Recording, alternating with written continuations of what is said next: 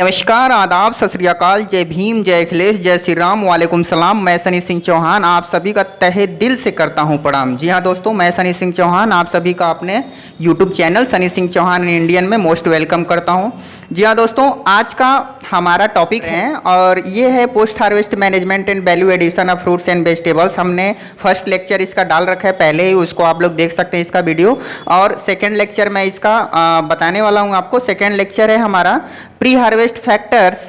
ये pre harvest factors affecting post harvest quality में, चलिए हम इसको आपको बता देते हैं। देखिए, ये हमने लिख रखा है काफ़ी आसान तरीके से और बहुत ही शॉर्ट में हमने इस चीज़ को बताने और समझाने का कोशिश किया है।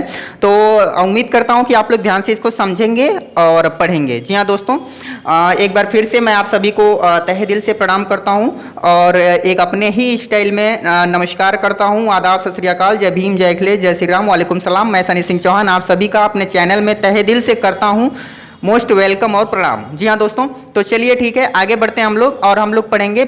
आज का हमारा टॉपिक है pre harvest factors affecting post harvest quality, maturity, ripening and changes occurring during ripening. जी हाँ दोस्तों, तो ये चीज़ें हम पढ़ रहे हैं। तो इसमें हम जानेंगे कि व्हाट इज प्री हार्वेस्ट। देखिए, क्वेश्चन जो भी बन सके तो उसको हम खुद ही सोच करके और बना करके आपको समझाने की कोशिश करते हैं ताकि आपको आसानी से समझ में आ जाए। जी हाँ दोस्तों, तो pre harvest, what is pre harvest? There are many factors that affecting the post harvest, that is pre harvest. जी हाँ दोस्तों, जो पोस्ट हार्वेस्ट को अफेक्ट करे, ठीक है दोस्तों, उसका प्रभाव पोस्ट हार्वेस्ट में दिखे, उसे हम प्री हार्वेस्ट कहते हैं। और इसमें कौन कौन सी क्रियाएं आती हैं तो वो सारी चीज़ें हम लोग जानेंगे। बस ये समझ लीजिए कि किसी भी क्रॉप को हार्वेस्ट से पहले जो क्रिया की जाती है, यानी कि उसकी प्लांटिंग से लेकर, ट्रांसप्लांटिंग से लेकर, सीडिंग से लेकर के और बिफोर हार्वेस्टिंग, यानी कि हार्वेस्ट से पहले तक की जो भी क्रियाएं की जाती हैं वो प्री हार्वेस्ट कहलाती हैं। ठीक है दोस्तों, तो ये सारी चीजें हैं। तो there are many facts that affecting the post harvest, like, मतलब इसमें क्या क्या होता है ये मैं आपको बता दूं। तो इसमें जीनोटाइप, ठीक है दोस्तों, genotype, growing environment, cultural practices, ripening stage. अब देखिए, ये कहाँ से स्टार्ट होता है? फर्स्टली जो प्री हार्वेस्ट होता है ये जीनोटाइप से स्टार्ट होता है। यानी कि सबसे पहले हम क्या करते हैं, क्रॉप की वैरायटी पे डिपेंड करता है कि क्रॉप की कौन सी वैरायटी है और उसकी जेनेटिक स्ट्रक्चर क्या है, यानी जेनेटिक क्या है, उसका विकास वगैरह कैसे प्रोग्रेस करता है, ये सारी चीज़ें जीनोटाइप से स्टार्ट होता है। उसके बाद ग्रोविंग इन्वायरमेंट, आप देख सकते हैं जीनोटाइप के बाद ग्रोविंग इन्वायरमेंट, वहाँ का क्या है, क्लाइमेटिक कंडीशंस क्या है, ये सारी चीज़ें भी इफेक्ट करती हैं। यानी ग्रोविंग इन्वायरमेंट के अंतर्गत वहाँ पे हवा कैसी चलती है, ठीक है दोस्तों, वहाँ की ह्यूमिडिटी कैसी है, ये क्लाइमेटिक कंडीशंस वगैरह, ठीक है। इसके बाद आपका कल्चरल प्रैक्टिसेज। अब देखिए, ये कल्चरल प्रैक्टिसेज क्या होता है? कल्चरल प्रैक्टिसेज के अंतर्गत दोस्तों, जैसे कि मान लीजिए कि वहाँ पे वर्षा की मात्रा कितनी है, कितना बरसात होता है वहाँ पे, ठीक है दोस्तों, आसानी से समझिए वर्षा की मात्रा क्या है। तो वहाँ पे हम इरिगेशन की क्रिया कैसे करते हैं और ट्रेनिंग, प्रूनिंग, मतलब जो भी प्रैक्टिसेज होती है, ये सारी चीज़ें क्या होती हैं, कल्चरल प्रैक्टिसेज के अंतर्गत आती हैं। ठीक है दोस्तों, यानी प्लांट को क्या क्या किया जाता है वो सारी काम जो होते हैं क्या होते हैं, कल्चरल प्रैक्टिसेज के अंतर्गत आते हैं। आप समझ सकते हो, ज़्यादा समय ना लेते हुए हम आगे बढ़ते हैं। ठीक है दोस्तों, राइपनिंग स्टेज, यानी कि राइपनिंग स्टेज तक, यानी पकने तक, जब तक फल जो है हार्वेस्ट के लिए पूरी तरह से मैच्योर ना हो जाए, मैच्योरिटी के बाद पकने तक की स्टेज तक को हम क्या कहते हैं, प्री हार्वेस्ट फैक्टर्स में रख देते हैं। ठीक है दोस्तों, तो ये था हमारा प्री हार्वेस्ट फैक्टर्स। अभी हमने जो आपको बताया वो सिर्फ इतना बताया, व्हाट इज प्री हार्वेस्ट। ठीक है दोस्तों, अब इसके बाद हम जानेंगे पोस्ट हार्वेस्ट क्वालिटी। ठीक है दोस्तों, तो क्वालिटी क्या होती है ये सारी चीज़ें हम लोग जान लेते हैं। तो पहले quality of post harvest product. अब देखिए, quality of post harvest product की यदि हम बात कर रहे हैं तो देखिए हमने लिख रखा है post harvest quality represents market quality. ठीक है दोस्तों, जो पोस्ट हार्वेस्ट क्वालिटी होता है, यानी कि जो पोस्ट हार्वेस्ट और प्री हार्वेस्ट में आपको अंतर पता चल गया है। यानी कि कटाई या तुड़ाई के बाद की जो क्वालिटी होती है वही रिप्रेजेंट करती है मार्केट क्वालिटी को, यानी मार्केट में उससे वैल्यू दिलवाती है। ठीक है दोस्तों, एडिबल क्वालिटी, उसके बाद ट्रांसपोर्ट क्वालिटी, यानी कि इन चीज़ों को बताया जा रहा है कि आपको कोई भी प्रोडक्ट जो है वो पोस्ट हार्वेस्ट के बाद उसकी क्वालिटी में क्या क्या चीज़ें होनी बहुत ज़रूरी हैं। टेबल क्वालिटी, न्यूट्रिशनल क्वालिटी, यानी कि न्यूट्रिशनल क्वालिटी भी होना, ठीक है, internal quality and colour, flavour, ये सारी चीज़ें जो हैं आपका पोस्ट हार्वेस्ट प्रोडक्ट में, ये सब डिपेंड करती हैं किससे? प्री हार्वेस्ट से। समझ में आ रहा है दोस्तों? प्री हार्वेस्ट फैक्टर जो होता है उस पे डिपेंड करती हैं। अब देखिए, ये प्री हार्वेस्ट फैक्टर्स हमने जान लिया, फिर पोस्ट हार्वेस्ट फैक्टर्स में हमने क्वालिटी जान लिया। तो ये सारी चीज़ें क्वालिटी में क्या क्या होनी चाहिए ये भी डिपेंड करता है। इसमें हमने आपको बता दिया कि post harvest quality represents market quality, ध्यान रखिएगा आप लोग, edible quality, transport quality, table quality, nutritional quality और इंटरनल क्वालिटी। अब उसके बाद कलर और फ्लेवर भी होता है, ठीक है दोस्तों। तो ये सारी चीज़ें डिपेंड करती हैं, ठीक है, पोस्ट हार्वेस्ट में, ठीक है। तो हम कह सकते हैं it's everything depends on pre harvest factors. देखिए हमने लिख रखा है it's everything depends on pre harvest factors. ये सारी चीज़ें जो हैं ये किस पे डिपेंड करती हैं? प्री हार्वेस्ट फैक्टर्स पे डिपेंड करती हैं, ठीक है दोस्तों। तो ये सारी चीज़ें हम प्री हार्वेस्ट फैक्टर्स में जो किए रहेंगे, प्री हार्वेस्ट में जो किए रहेंगे, तो वो सारी पोस्ट हार्वेस्ट में निकल के सामने आएंगे, ठीक है दोस्तों। इसके बाद हम लोग देखेंगे मैच्योरिटी। What is maturity? देखिए इसमें आपका नेक्स्ट है मैच्योरिटी। ये देखिए इधर रहा मैच्योरिटी। तो मैच्योरिटी को हम लोग देखेंगे, व्हाट इज मैच्योरिटी। तो ये रहा मैच्योरिटी। तो मैच्योरिटी क्या होती है? इन फ्रूट्स एंड वेजिटेबल्स मैच्योरिटी क्या होती है ये मैं आपको बताने वाला हूँ। It is fully development stage of tissue. अब देखिए ये कितना आसान है, आप समझ सकते हैं कि it is fully development stage of tissue, यानी कि जो टिश्यू होते हैं उनका पूरी तरह से विकास हो जाना ही क्या कहलाता है? मैच्योरिटी कहलाता है। इट्स मीन्स, इसका मतलब यह हुआ, देखिए मैंने आसान तरीके से बताया इसको। It's means the fruit receives और रेगुलर, देखिए हमने लिखा है अ फ्रूट रिसीव्स और regular supply of food material from the plant, यानी कि जो आपका फ्रूट है, ठीक है दोस्तों, जो फ्रूट है उसने पूरी तरीके से रेगुलर वे में क्या करना स्टार्ट कर दिया है और ले लिया है, वो है फूड मटेरियल। प्लांट से जो उसको आवश्यक तत्वों की आवश्यकता होती है, ठीक है दोस्तों, जो आवश्यक तत्वों की उसे जरूरत है उसे उसने ले लिया है, तो वो मैच्योरिटी स्टेज में आ जाता है, ठीक है दोस्तों। अब देखिए ये मैच्योरिटी तो मैंने बता दिया, तो इसके कितने स्टेज होते हैं ये भी मैं आपको बता दूं। तो मैच्योरिटी के there are 4 stage of maturity मैंने लिख रखा है, there are 4 stage of maturity. देखिए दोस्तों, जो भी चीज़ें मैं आपको बताता हूँ काफ़ी शॉर्ट में और काफ़ी अच्छे तरीके से समझाने का कोशिश करता हूँ ताकि आप खुद भी लिख सकें, ठीक है दोस्तों, और समझ सकें। तो इसमें जो चीज़ें भी मैं बता रहा हूँ ध्यान से सुनिए और समझिए, और आई एम श्योर दैट ये सारी चीज़ें आप ध्यान से देखिए। तो there are 4 stage of maturity. Horticultural maturity, पहला क्या है? Horticultural maturity. It is a development stage of the fruit. It is a development stage of the fruit. ये कौन सी मैच्योरिटी होती है? पहला मैच्योरिटी मैंने आपको बता दिया, हॉर्टिकल्चरल मैच्योरिटी। अब ये क्या होती है? It is a development stage of the fruit. ये वो स्टेज होता है जब फ्रूट क्या करता है? विकास करता है, डेवलप करता है फ्रूट। यानी कि देखिए फ्लावरिंग, बडिंग जो भी होता है, उसके बाद क्या होता है कि फ्रूट बनना स्टार्ट होता है, और फ्रूट जो होता है क्या करता है? डेवलपमेंट करता है, विकास करता है ऑन द ट्री। यानी कि पेड़ पे जब डेवलप करता है फ्रूट, विकास करता है, which will result in A satisfactory product after harvest. और जिसको कटाई या तुड़ाई के बाद क्या हमें संतोषजनक, समझ में आ रहा है, कि प्रोडक्ट मिले, समझ में आ रहा है। तो वो सारी चीज़ें क्या होती हैं? हमारी हॉर्टिकल्चरल मैच्योरिटी के अंतर्गत आती हैं। यानी कि अभी डेवलपमेंट स्टेज ऑफ फ्रूट, यानी कि जब कोई भी फ्रूट डेवलपमेंट स्टेज में रहता है और उसकी कटाई या तुड़ाई कर लें, और वो हमारी आवश्यकता अनुसार जब उससे प्राप्त हो जाता है फल, तो हम उसे क्या कहते हैं?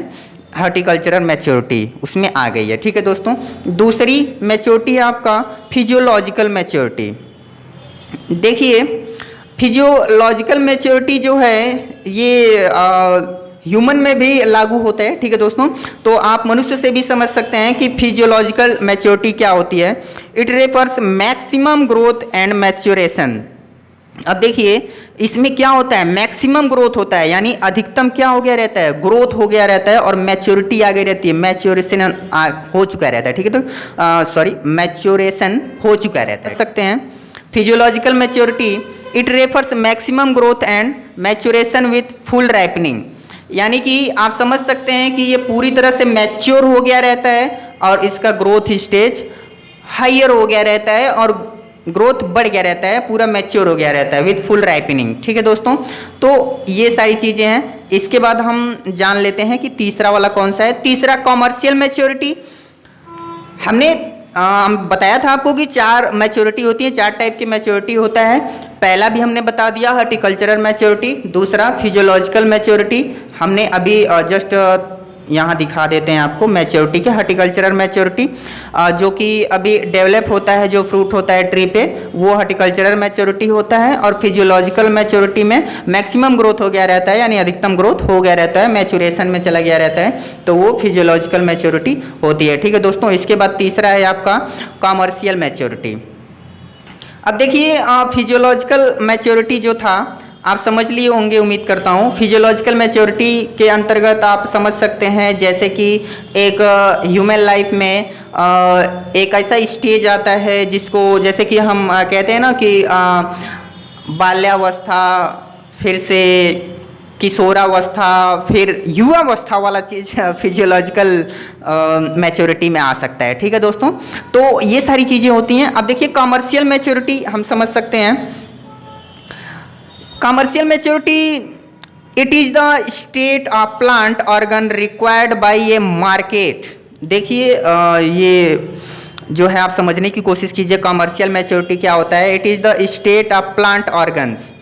ये जो प्लांट ऑर्गन्स होते हैं उनकी ऐसी दशा होती है। स्टेट क्या होता है, स्टेट दशा यहाँ बता रहा है वहाँ। ठीक है दोस्तों, तो कॉमर्शियल मैच्योरिटी के अंतर्गत पौधे का ऐसा दशा जो प्लांट ऑर्गन्स का रिक्वायर्ड बाय ए मार्केट, यानी कि बाजार की आवश्यकता अनुसार। It's start from horticultural maturity. वैसे तो ये स्टार्ट हो सकता है हॉर्टिकल्चरल मैच्योरिटी, मैंने जो आपको बताया है, लेकिन जनरली जो है आपको सामान्य तरीके से फिजियोलॉजिकल मैच्योरिटी से ही स्टार्ट होता है। क्या, कॉमर्शियल मैच्योरिटी जो है फिजियोलॉजिकल मैच्योरिटी से स्टार्ट होता है। और अधिकतर मार्केट में जो होता है उसका डिमांड होता है फिजियोलॉजिकल मैच्योरिटी से होता है, आप at any stage during development stage. ठीक है दोस्तों, अब फिजियोलॉजिकल मैच्योरिटी से स्टार्ट होकर के ये किसी भी स्टेज तक जा सकता है जब तक वो डेवलपमेंट स्टेज में है। ठीक है दोस्तों, तो राइपनिंग स्टेज तक समझ सकते हैं आप।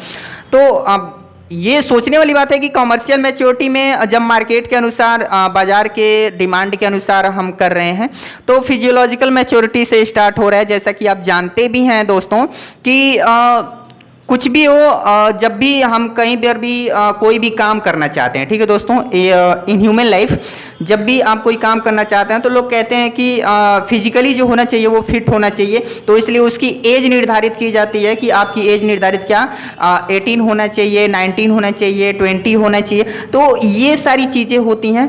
तो ऐसे ही क्रॉप में भी होता है, ऐसे समझ सकते हो, समझाने के लिए आपको बता रहा हूँ, ज़्यादा इसको आगे ना खींचते हुए आगे बढ़ते हैं हम लोग। चौथा है आपका हार्वेस्ट मैच्योरिटी। अब देखिए ये जो मैच्योरिटी होती है ये हार्वेस्ट मैच्योरिटी होती है, एट द लास्ट आती है। It peak conditions of maturity, ये पीक कंडीशंस होती है, ये सबसे लास्ट की कंडीशन और पीक कंडीशंस होती है, यानी कि सबसे इंपॉर्टेंट वाली जो स्वयं ही आती है। ठीक है, और सबसे लास्ट कंडीशन होता है, इसमें आपकी जो भी मैच्योरिटी है उसमें आप इसका हार्वेस्ट कर सकते हो प्लांट का। ठीक है दोस्तों, तो it means fruits and vegetables having adequate self life. अब देखिए adequate self life, fruits and vegetables having adequate self life, अपने आप को निर्धारित कर लेते हैं, उनकी उम्र अवस्था वहीं तक होती है और वहाँ पे वो अपने आप को क्या कर लेते हैं, पूरा मैच्योर कर चुके होते हैं। उनका पीक स्टेज होता है वो हार्वेस्ट मैच्योरिटी होता है। तो उम्मीद करता हूँ आप लोग को मैच्योरिटी समझ में आ गया होगा दोस्तों। आप हार्वेस्ट मैच्योरिटी और कमर्शियल मैच्योरिटी और फिजियोलॉजिकल मैच्योरिटी, ये रहा फिजियोलॉजिकल मैच्योरिटी और हॉर्टिकल्चरल मैच्योरिटी, तो ये सारी चीज़ें उम्मीद करता हूँ आपको समझ में आ गई होंगी। तो ये मैच्योरिटी जो होती है ये किसमें, क्रॉप में, जैसे कि आपका वेजिटेबल्स और फ्रूट्स वगैरह में बताया गया है। ठीक है दोस्तों, तो इसको आप लिख सकते हैं और समझ सकते हैं। इसके बाद आपका इस टॉपिक में आता है राइपनिंग। व्हाट इज राइपनिंग, आपसे क्वेश्चन अगर कोई पूछ दे तो आप बता सकते हैं। राइपनिंग वैसे तो आप जानते हैं कि पकना, ठीक है दोस्तों, यानी कि पकने की क्रिया करना, यानी कि जब ये हार्वेस्ट मैच्योरिटी वाला जो स्टेज आपको बताया हूँ, तो उसके अंतर्गत वही स्टेज होता है। इसके बाद आपका राइपनिंग हो जाता है फ्रूट।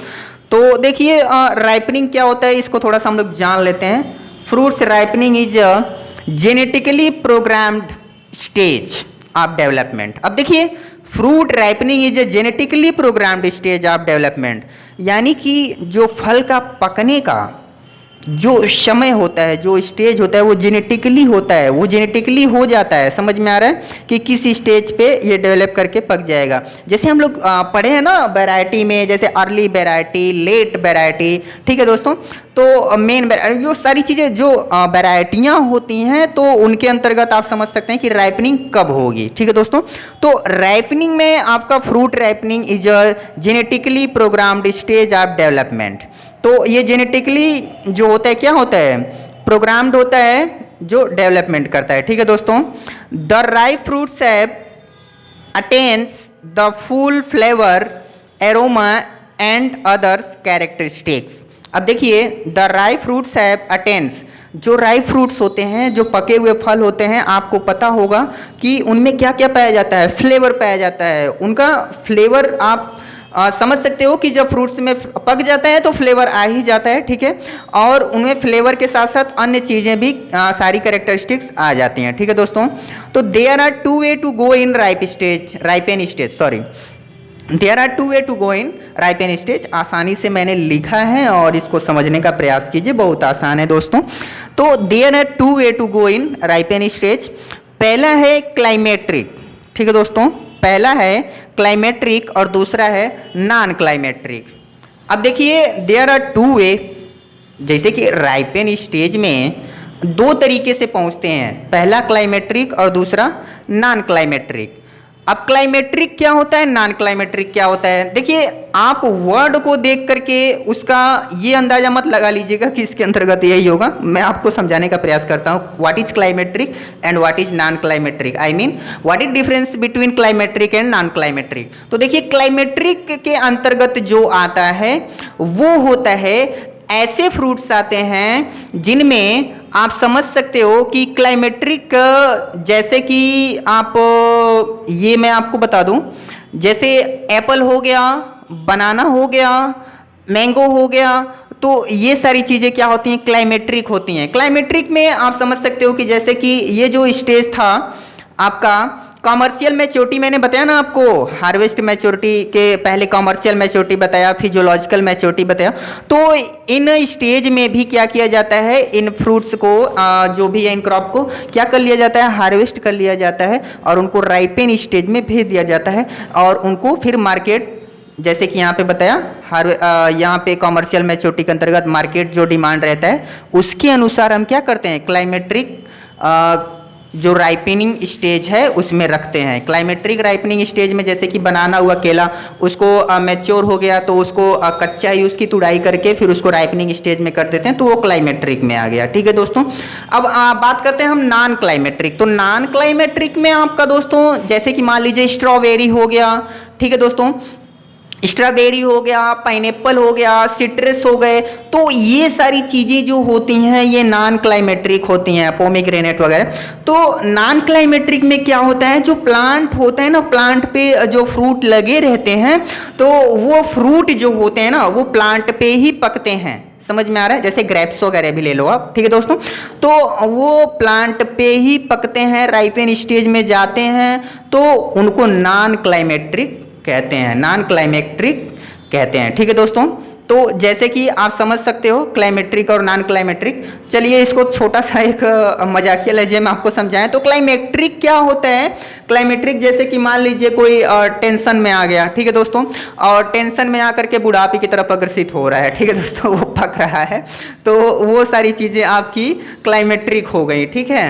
और नॉन क्लाइमेट्रिक हो गया जो ऑलरेडी मतलब जिसका एज स्टेज हो चुका है, वो वैसा हो रहा है, तो वो नॉन क्लाइमेट्रिक हो गया, ठीक है दोस्तों। तो चलिए आगे चलते हैं। Changes during ripening. अब देखिए राइपनिंग के अंतर्गत जब राइपनिंग होता है तो उसमें चेंजेस क्या क्या आते हैं, ये सारी चीज़ें मैं आपको बताने वाला हूँ।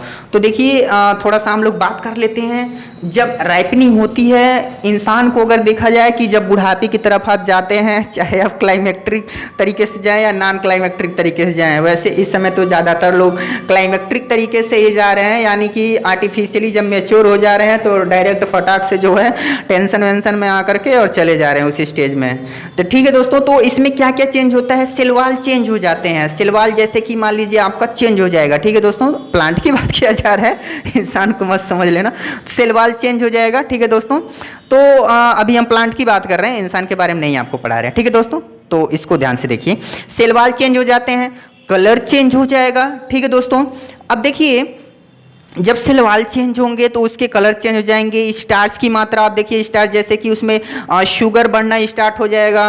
वैसे तो बुढ़ापे में भी शुगर बढ़ता है तो शुगर का बढ़ना स्टार्ट हो जाएगा। जैसे कि मीठा होता है ना फल वगैरह, जब राइपिन हो जाता है तो मीठा हो जाता है, तो स्टार्च। उसके बाद फ्लेवरिंग कंपाउंड्स, तो फ्लेवर आ जाएगा उसमें, ठीक है दोस्तों। एस्कॉर्बिक एसिड, एस्कॉर्बिक एसिड क्या, विटामिन सी वगैरह आ जाएंगे, प्रोटीन्स आ जाएंगे। तो ये सारी चीज़ें जो होती हैं ये क्या होती हैं, राइपनिंग स्टेज में क्या होती हैं, चेंजेस होती हैं। इनके बारे में जैसे कि इसको हेडिंग डाल डाल करके, जैसे सेल वॉल डाल देना आप लोग, कलर डाल देना, स्टार डाल देना आप लोग, फ्लेवरिंग कंपाउंड्स डाल देना, एस्कॉर्बिक एसिड डाल देना, प्रोटीन्स डाल देना। तो ये सारी चीज़ें आप लोग हेडिंग डाल डाल के लिख सकते हो, ठीक है दोस्तों। इसके बारे में थोड़ा सा 2-3 लाइन डीपली लिख देना आप लोग, नंबर आपको अच्छा मिलेगा, ठीक है दोस्तों। तो उम्मीद करता हूँ आप लोगों को समझ में आ गया होगा।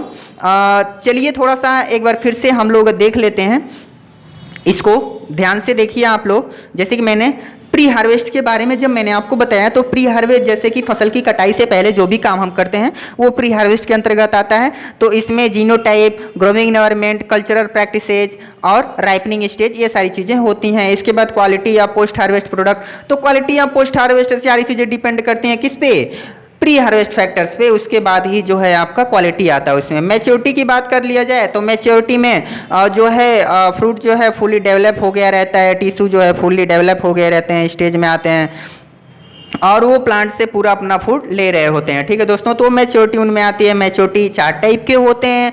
हॉर्टिकल्चरल मैच्योरिटी मैंने आपको बताया, हॉर्टिकल्चरल मैच्योरिटी क्या होता है, it is a development stage of the fruit of the tree which will result in a satisfactory product. यानी कि हॉर्टिकल्चरल स्टेज में वही होता है जिससे आपको संतोषजनक प्राप्त हो सके क्या, फल, ठीक है दोस्तों। फिजियोलॉजिकल मैच्योरिटी जो आप में भी इस समय है, आप समझ सकते हैं। फिजियोलॉजिकल मैच्योरिटी के अंतर्गत क्या होता है, अधिकतम ग्रोथ हो गया रहता है और आप मैच्योरेशन की क्रिया में चले गए रहते हैं। तो ये सारी चीजें हैं। तीसरा हो गया कमर्शियल मैच्योरिटी। कमर्शियल मैच्योरिटी में बजरिया के अनुसार जो मांग रही वही के अनुसार प्राप्त करवाओ, मैच्योरिटी कमर्शियल मैच्योरिटी में आ जाए, ठीक बा।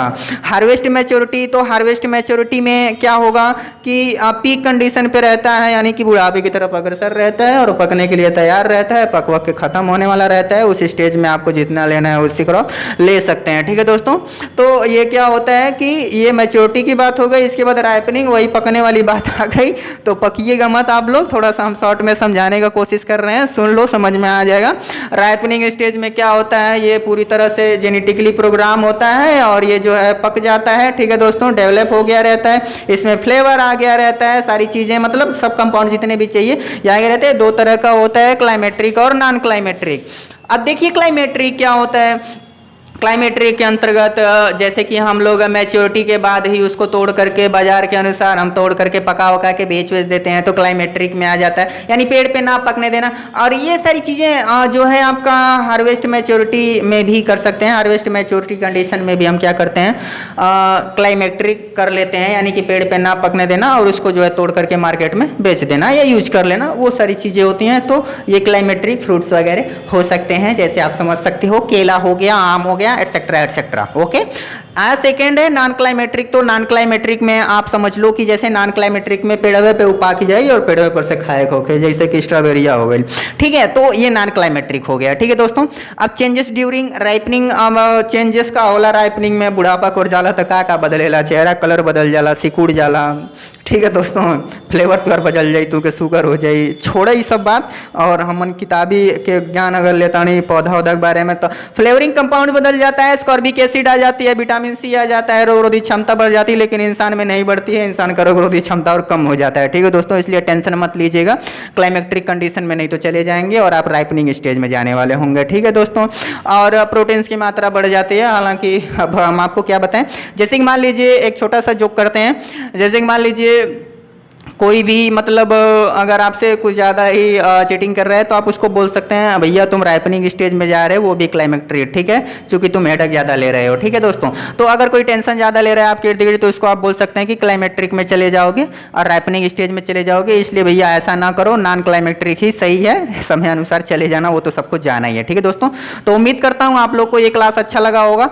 नेक्स्ट जो आपका टॉपिक है, नेक्स्ट मैं आपको इसके बाद जो थर्ड लेक्चर होगा उसमें आपको मैं बताऊंगा। नेक्स्ट टॉपिक है आपका, यहाँ पे देखिए रेस्पिरेशन। इसके बाद मैं आपको पढ़ाऊंगा respiration and factors affecting respiration rate, harvesting and field handling.